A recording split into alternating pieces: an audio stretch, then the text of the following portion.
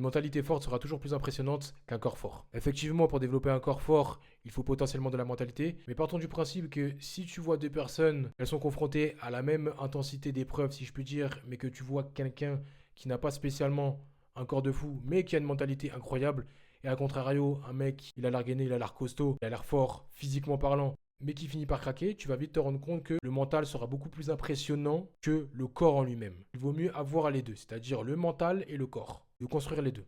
Donc, dans un premier temps, il faut comprendre que le mental détermine où va aller le corps et que va faire le corps. Donc, tu te dois de maîtriser ton mental, donc de le construire.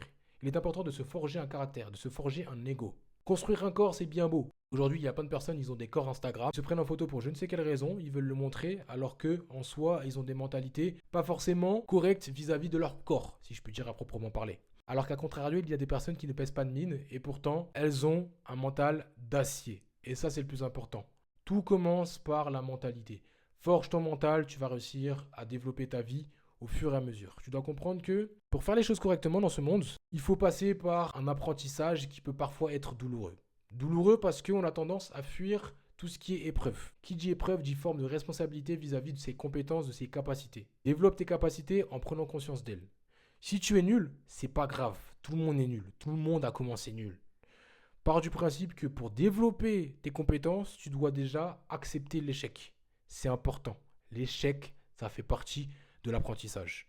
Apprends à aimer l'échec, apprends à développer ton mental, apprends à développer ta vie.